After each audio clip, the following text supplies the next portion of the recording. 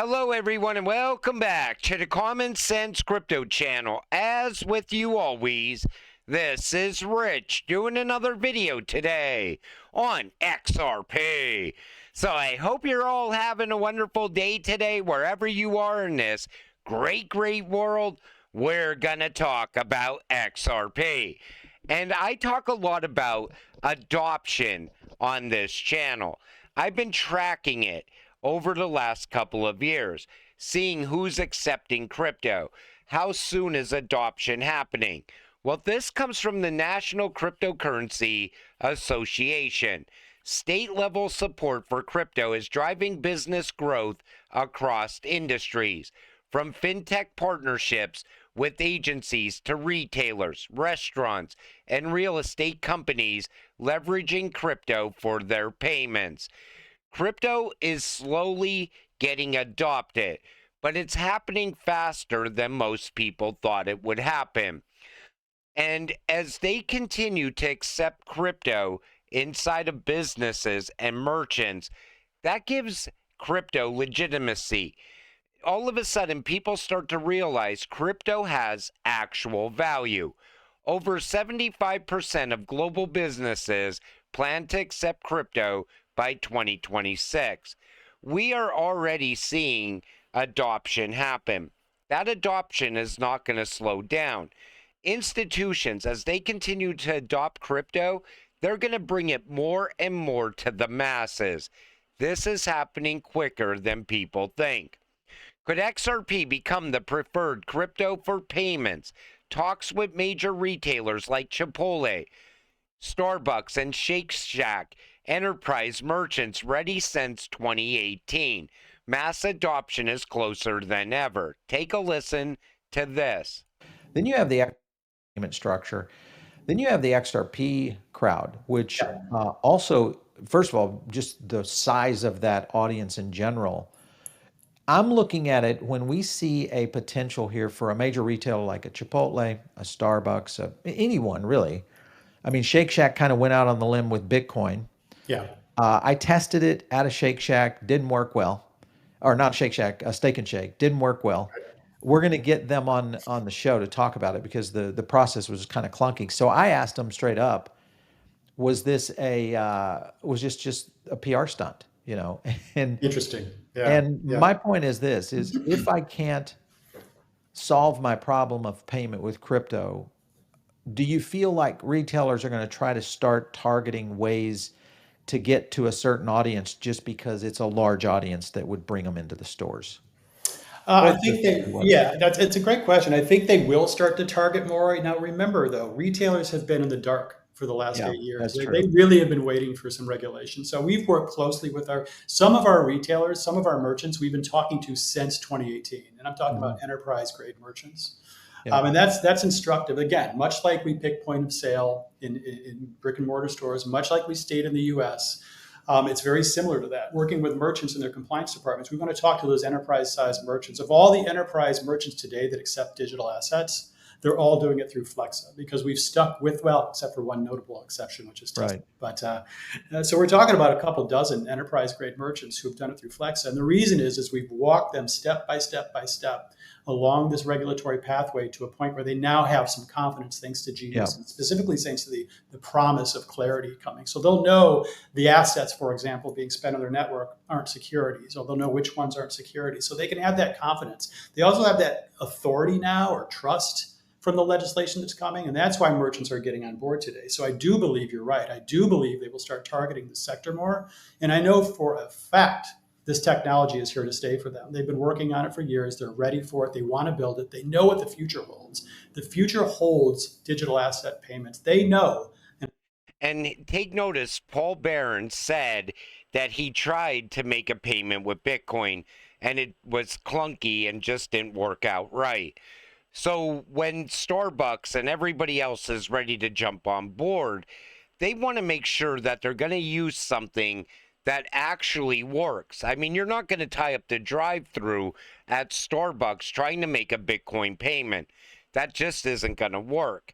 But if you're there paying with XRP in a matter of the same time that it would take you to slide a credit card or debit card or pay with cash, of course that's going to be adopted by the masses. And again, a lot of these places, they were on board since 2018, but what kept them out? The lack of regulations. And we're on the verge of regulations as well.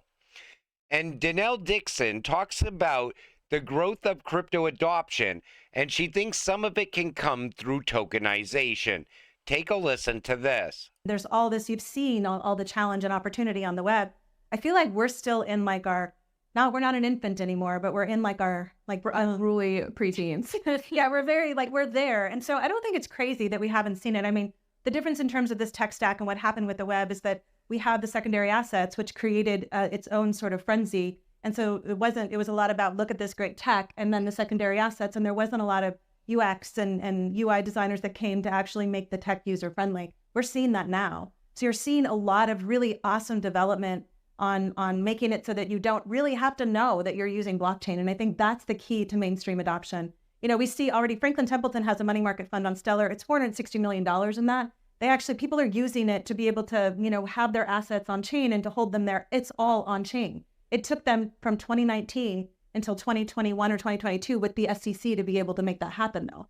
So these are things that are challenges with regulation depending on the country that you're in to make that go. And so I think that we're in the right spot, but now we just have to focus on those like uses that actually are going to take it to the mainstream, which is putting it in the hands of individuals that might not be crypto native, that might not really care. One of the things I used to always say is, does anybody really know when you're using HTTPS? The answer is maybe some of you, but hopefully not all of you. And that's good because you're using it every day. And that's a really important part of the tech stack. But we've talked so much about tech and not about like the uses for so long. And now I think we're getting out of that, like, oh, it's blockchain to, oh, it's this really cool piece of technology that can actually, you can use it to. You have to be able to use it very easily, like as if it's not even there, is what she's saying. But take notice, she also said that people are going to be tokenizing assets. Individuals are going to be tokenizing assets. And that's going to become huge. Once tokenization really starts to break out, it's going to be massive. And it's going to happen so quick.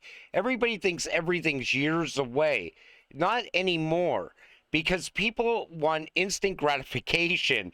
And at the same time, if they have something of value and other people are tokenizing things, then these people want to tokenize things. It's like a network effect that happens. And that's what's also going to lead to mass adoption. And take a listen to this. Eric Trump, the people who embrace crypto the quickest are going to win the race. Look at the amount of money that BlackRock's putting into cryptocurrency, right? Look at the amount of money, all of them.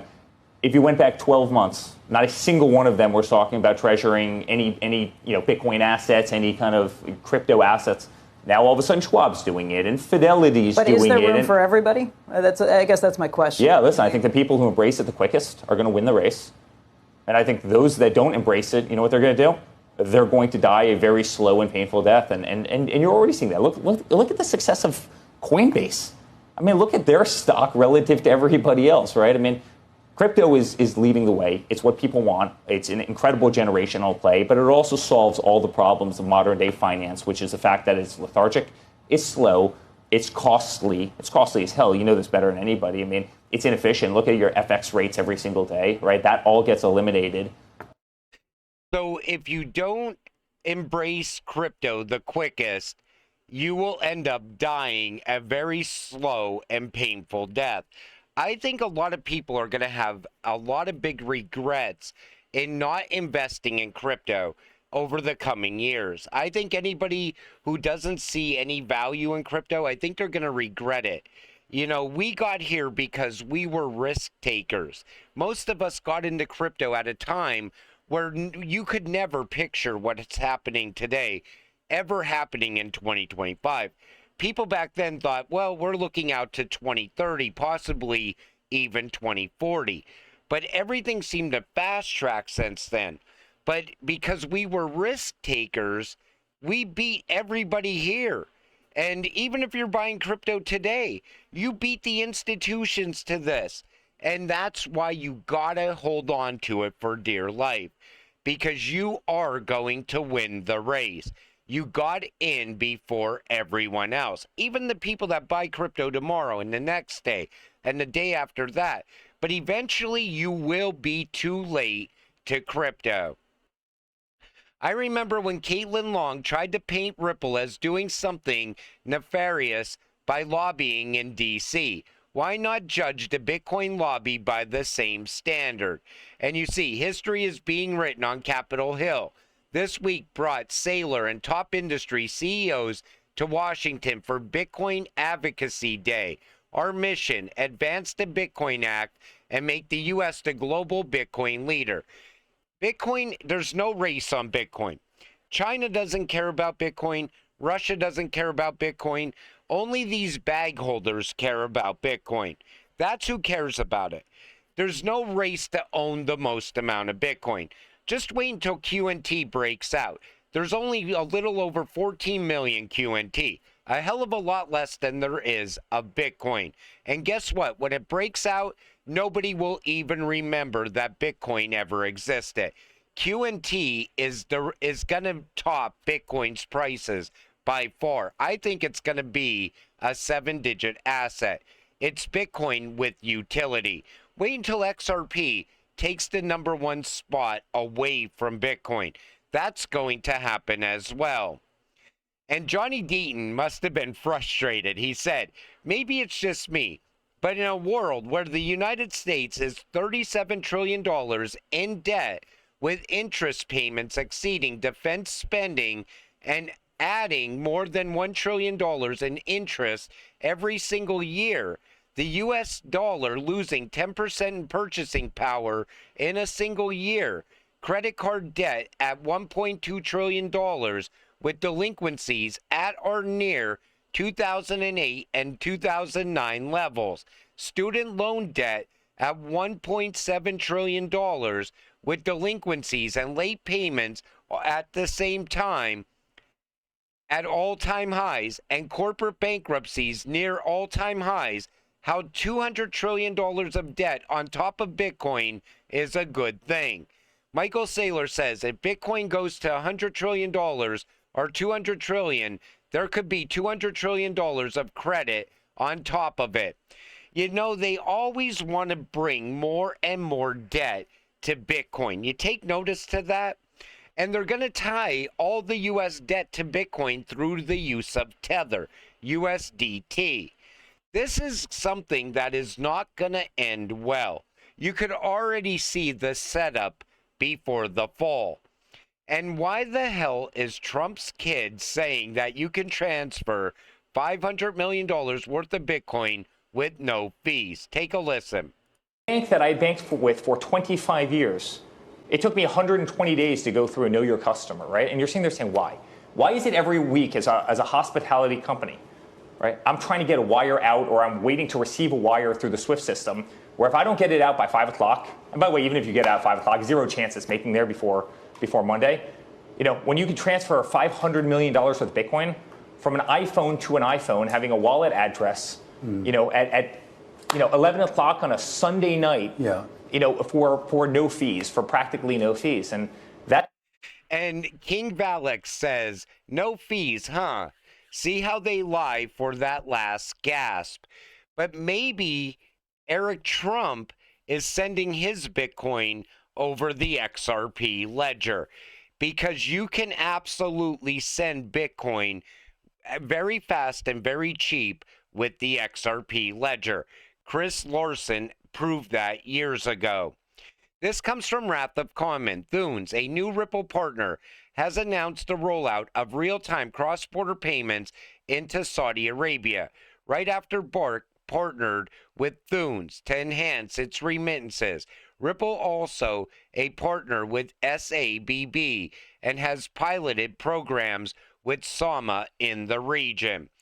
And right away, people said that Thunes and Ripple are not partners. Thunes and Ripple expand global partnership to transform cross-border payments. More and more rails. That's what's getting built out all around the world. And a lot of this news is going unnoticed because there's other news happening at the same time. But Ripple is still growing out and expanding, if not directly, through partners. UAE Bank, Zand, and CoinMena have partnered to offer CoinMena's clients across the region fiat to crypto integration. Both are Ripple partners. Zand, a Ripple payments user exploring an AED stablecoin, and CoinMena, an RLUSD launch partner that also lists XRP. Again, rail after rail. Just wait until XRP is running on a daily basis on all of these rails. And I always talk about earning yield off of your XRP. This comes from Digital Asset Investor. Before you try to earn yield on your XRP or borrow against it, make sure you know exactly how the yield is being generated and exactly what your borrowing risks are. This industry is still young, and we don't have regulations yet. I've seen this movie before many times. Not financial advice, but know your risk and know what you hold. XRP being kept safe is my #1 priority until we have regulations. And he shows the Celsius business model. Celsius was an absolute disaster, just like FTX. And that's why when you're earning yield off of your XRP, when people are telling you you're going to get 20% yield, 12% yield, even 8% yield is a stretch, you are putting your XRP at risk. Now, when you see you could earn maybe 3% to 5%, that doesn't come with a whole lot of risk. But a lot of times these companies, they'll come out and tell you, oh, you're going to get like 12 to 15% yield every single month. They are doing very risky things with your XRP. I can't wait until we get the no risk yield, which is going to happen with institutional adoption. That is going to be an absolute game changer for XRP holders. And AI agents will also be a game changer when it comes to earning from your crypto. But that will come with time as well. And I think that time is in the very near future. But until it all happens, stay patient, stay positive, and let's get rich together. With that said, I'm going to wrap up this video. I want to thank you all for watching. I appreciate all of you. I'll see you in the next one. Have a great night.